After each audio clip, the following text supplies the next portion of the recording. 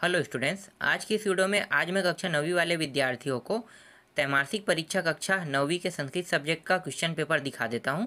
तो चलो देखते हैं और इसे इनके प्रश्नों के टाइप को समझते हैं। ठीक है, तो यहाँ पे देखो पहला क्या है, सही विकल्प चुनकर लिखिए। ठीक है, सही विकल्प चुनकर लिखना है। तो पहला प्रश्न देखो, कृषका शुष्क क्षेत्रम कर्षयन् आसीत् लिखा हुआ है। अब यहाँ पे 4 ऑप्शन दिया हुआ है। एक है जलाभाव, मतलब क्या वहाँ पे जल का अभाव होता है, धनाभावे धन का अभाव होता है, समय अभावे समय का अभाव होता है और अन्नाभावे अन्न का अभाव होता है। तो शुष्क क्षेत्र में किस चीज़ का अभाव होता है पूछा है, तो इसका आंसर मुझे देना तो थोड़ा सा दिक्कत है, क्योंकि यहाँ पे जल भी दिया हुआ है और अन्न भी दिया है। अब शुष्क क्षेत्र में मैं तो जानता नहीं कि शुष्क क्षेत्र का मतलब होता है ऐसा एरिया जहाँ पे ठंड बहुत हो। शुष्क जहाँ पे बारिश बहुत ज़्यादा होते रहता है, तो वहाँ पे क्या चीज़ नहीं हो सकता, या तो जल नहीं हो सकता या तो अन्न। तो जल तो रहेगा, क्योंकि शुष्क क्षेत्र है तो वहाँ पे जल तो होगा, तभी तो शुष्क है वो। लेकिन अन्न जो है वो शायद है, तो यहाँ पे अन्नाभावे हो सकता है यहाँ पे आंसर में। चलो आगे देखते हैं। शायद तर बोल रहा हूँ ना। आगे देखो यहाँ पे, क्षमा केशम बलम अस्ति।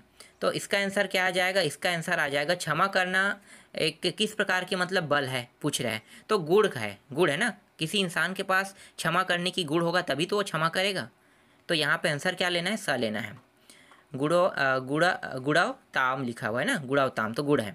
इसके बाद देखो सुखार्थिना कुता, इसमें आंसर आ जाएगा विद्या। ठीक है, विद्या आंसर आएगा। आगे देखो वस्तुतः वनम सुरक्षा वलयम, इसका आंसर क्या रहेगा, तो इसका आंसर हो जाएगा वसुंधरा। आगे देखो पांचवा, आकाशे का सच्चरण आसीत, तो यहाँ पे आ जाएगा मतलब आकाश में क्या संचरण करता है कह रहा है, तो मेघ मतलब बादल। तो बादल का मतलब है एका मेघा, यहाँ पे इसका आंसर हो जाएगा। आगे देखो रिक्त स्थानों की पूर्ति कीजिए। देखो तो यहाँ पे खलस्य धनम खाली स्थान भवति, तो इसका आंसर क्या हो जाएगा, यहाँ पे मदाय आ जाएगा, आपको मदाय लेना है यहाँ पे। उसके बाद विद्यार्थिनः सुखम, तो यहाँ पे नास्ति आ जाएगा। इसके बाद आगे में यहाँ पे चतुर्भी आएगा, पुरुषः परिच्छेद आ जाएगा। यत्र विद्या न संति खाली स्थान सभा नास्ति, तो यहाँ पे सा आ जाएगा। सर्व सत्य, ये यहाँ पे प्रतिष्ठितम आ जाएगा। आगे देखो, इसके बाद उचित संबंध जोड़िए कह रहा है। ये जो है ना पूरा का पूरा अध्याय से उठा रहे हैं, ये सही जोड़ी मिलाओ, और जो खाली स्थान है ये पूरा का पूरा ना अध्याय है। तो आपको 1 से लेकर 6 तक के अध्याय पढ़ना है। और ये जो मैं आपको बता रहा हूँ ये तो मॉडल पेपर है, तो यहाँ से सभी प्रश्न नहीं आएंगे, कुछ ही प्रश्न यहाँ से अटेम्प्ट होंगे। इसलिए आपको 1 से लेकर 6 तक अध्याय को पूरा पढ़ना है, और 6 तक के अध्याय में जितने भी सही जोड़ी दिया हुआ है उन सबको देखना है। शायद 6 या 7 जो है ना सही जोड़ी दिया है, मतलब 6 अध्याय में 6 सही जोड़ी होगा। इसी तरह से खाली स्थान भी वही है, 6-7 है, तो उन सभी को देखना है। तो आसानी से याद कर लोगे, इसे हो जाएगा संभावना। और उसमें उचित मतलब वैकल्पिक प्रश्न भी है, तो वो भी आसानी से हो जाएगा आप लोगों से। चलो अब देखो यहाँ पे जो दूसरा प्रश्न आने वाला है वो है संधि विच्छेद से। तो संधि विच्छेद में यहाँ पे देख सकते हो गणेश दिया हुआ है और विद्यार्थी दिया हुआ है। तो दूसरा नंबर के प्रश्न में आपको संधि विच्छेद देखने को मिलेगा। अगर संधि नहीं रहेगा तो थोड़ा सा क्रम बदल के ना समास दे दिया जाएगा। तो क्रम तो यही रहेगा, ठीक है, बस आगे पीछे अलग रहे, मतलब प्रश्न यही आएगा, आगे पीछे कर सकता है। फिर निम्नलिखित संख्याओं को संस्कृत में लिखे, तो संस्कृत में लिखने के लिए नंबर भी आएंगे। ठीक है, तो जिस तरह से यहाँ पे 45 और 70 दिया है उसी तरह से क्रम वाला नंबर आएगा। तो क्रम वाले नंबर में 1 से 100 तक रहेगा, उनमें से आपको याद करना है। तो 10 प्रश्न याद करने से आसानी से आप लोग बना पाओगे, क्योंकि टाइप जो है वो 10 ही रहता है इसका। आगे देखो, निम्नलिखित शब्दों में धातु और प्रत्यय अलग कर लिखे, धातु और प्रत्यय को अलग करना है।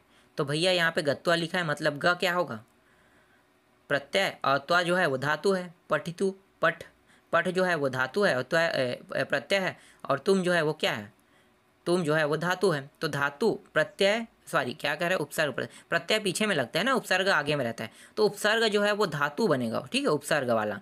तो यहाँ पे गत्वा और पठितु, तो पठ ही आएगा और तुम आएगा, और गत्वा में ग और त्वा आएगा। इस तरह से दोनों अलग अलग हो गया। निम्नलिखित पदों का समास विग्रह कर नाम लिखिए। अब समास विग्रह करके नाम लिखना है कि ये कौन सा समास है और इसका विग्रह करना है, ठीक है, 2 नंबर की ये भी आएगा। इसके बाद 6वां प्रश्न में श्लोक दिया रहेगा, उसका आपको हिंदी में क्या करना है, ट्रांसलेट करना है। तो इस तरह से प्रश्न दिया रहेगा, ठीक है। आगे देखो, फिर 2 प्रश्न गद्यांश भी आएगा, जिसका भी आप हिंदी में अनुवाद करना होगा, उसका भी आपको हिंदी में अनुवाद करना है। फिर देखो जो आने वाले प्रश्न है ना, फिक्स प्रश्न, वो मैं बता देता हूँ। ये 8वां प्रश्न फिक्स है, आपको 2 सुभाषित श्लोक याद करना है, और 2 सुभाषी श्लोक, मतलब सुभाषित से ही आएंगे, तो दोनों श्लोक को याद कर लो। याद करोगे तो आपका 4 नंबर बन जाएगा। और ये जो आपको लेटर देखने को मिल रहा है ना, यही लेटर आएगा, ठीक है। तो इसको भी आप लोग अच्छे से तैयार कर लेना। और यहाँ पे निबंध आपको देखने को मिल रहा है, तो यहाँ पे पुस्तकम है, विद्यालयम है। विद्यालयम का जो है 10th में भी आता है, तो इसलिए 10th के हिसाब से याद करना। तो विद्यालयम को याद कर लेना, पुस्तकम भी आता है, ठीक है। तो ये दोनों इंपॉर्टेंट है।